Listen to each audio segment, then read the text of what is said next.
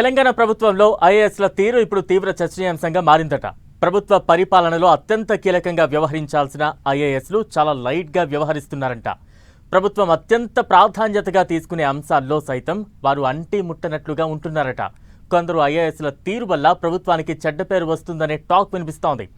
ఇంతకీ ఐఏఎస్ల తీరు వల్ల ప్రభుత్వానికి వస్తున్న ఇబ్బందులేంటి? వారి విషయంలో ప్రభుత్వ పాలకుల ఆలోచనలు ఏంటి?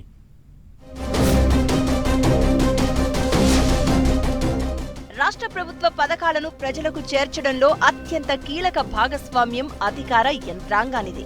అయితే వారికి దిశానిర్దేశం చేసేది మాత్రం కీలక పదవుల్లో ఉన్న ఐఏఎస్లు. ఒక పాలసీ తీసుకురావాలన్నా, దానిని ఇంప్లిమెంట్ చేయాలన్నా ఐఏఎస్ల నిర్ణయాలే అత్యంత కీలకం. తెలంగాణ రాష్ట్రంలో గత ఏడాదిన్నర కాలంగా కొత్త ప్రభుత్వంలో ఐఏఎస్ల తీరు తీవ్ర చర్చనీయాంశంగా మారింది అనే టాక్ ప్రభుత్వ వర్గాల్లో వినిపిస్తోంది. పాలకుల నిర్ణయాలను అధికారులు గ్రౌండ్ లెవెల్లో సమర్థవంతంగా అమలు చేయడం లేదనే చర్చ నేతల్లో ఉంది. ఇరిగేషన్ మినిస్టర్ ఉత్తమ్ కుమార్ రెడ్డి ఈ మధ్య తన డిపార్ట్మెంట్ పై రివ్యూ చేస్తున్న సందర్భంగా ఆ శాఖ ముఖ్య కార్యదర్శి డుమ్మా కొట్టారట.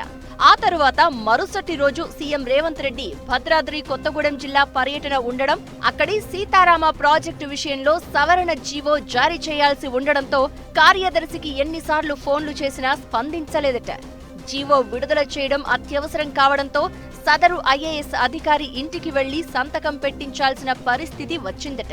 ఇక కొత్త రేషన్ కార్డుల జారీ విషయంలో కూడా అధికారులు ఇలాంటి ధోరణినే అవలంబిస్తున్నారన్న టాక్ రాజకీయ వర్గాల్లో వినిపిస్తోంది. అంతేకాదు, తాము ఎంతో ప్రతిష్టాత్మకంగా భావించిన రుణమాఫీ జీవో జారీలోనూ ఇరకాటంలో పడాల్సి వచ్చిందనే భావన ప్రభుత్వంలో ఉందని టాక్. రుణమాఫీ జీవోలో 2 లక్షలకు పైచీలుకు రుణాలు ఉన్నా 2 లక్షల వరకు మాత్రమే మాఫీ చేస్తామని పేర్కొంది. దీనివల్ల ఇప్పటికీ ఇబ్బందులు ఎదుర్కోవాల్సి వస్తుందని పాలకులు చెప్తున్నారు. ఇలా ముఖ్యమైన ప్రభుత్వ పాలసీల విషయంలో అధికారుల తప్పిదాలు, తప్పటడుగులతో ప్రజల్లో పలుచన కావాల్సి వస్తోందనే అభిప్రాయం ప్రజా ప్రతినిధుల నుంచి వినిపిస్తోంది. ప్రభుత్వ పాలసీల అమలులోనే కాదు, సలహాలు, సూచనలతోనూ ప్రభుత్వాన్ని ఇరకాటంలోకి నెట్టేస్తున్నారట ఐఏఎస్లు. తాజాగా హెచ్సియు భూముల విషయంలో ప్రభుత్వ తీరుపై జాతీయ స్థాయిలో విమర్శలు ఎదురయ్యాయి. ఇక్కడ కూడా అధికారులే రాత్రికి రాత్రి ఏకకాలంలో పెద్ద మొత్తంలో జేసీబీలను పంపించి అక్కడ హైటెన్షన్ వాతావరణాన్ని క్రియేట్ చేశారన్న వార్తలు రాజకీయ వర్గాల్లో వినిపిస్తున్నాయి. అలాగే హైడ్రా వ్యవహారంతో పాటు పలు కీలక కేసుల విషయంలో న్యాయస్థానాల్లో తీవ్ర ఇబ్బందులు ఎదురవుతున్నాయట. కొందరు ఐఏఎస్ అధికారులు తెలిసో తెలియకనో తీసుకుంటున్న నిర్ణయాలు ప్రభుత్వాన్ని ఇబ్బందుల పాలు చేస్తున్నాయి అనేది కాంగ్రెస్ నేతల నుంచి వినిపిస్తున్న వాదన.